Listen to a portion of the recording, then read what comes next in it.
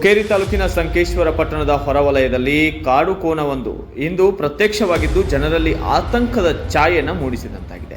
ಇಂದು ಬೆಳಗ್ಗೆಯಿಂದಲೇ ಸಂಕೇಶ್ವರ ಪಟ್ಟಣದ ಹೊರವಲಯದ ಹೊಲಗದ್ದೆಗಳಲ್ಲಿ ಕಾಣಿಸಿಕೊಂಡಿರುವ ಕಾಡು ಕೋಣದ ಭಯದಿಂದಾಗಿ ಜನರು ಆತಂಕದಲ್ಲಿ ಓಡಾಡುವಂತಾಗಿದೆ. Bureau report doctor Ravi B Kamble, RK22 news Kannada, Sankeshwar.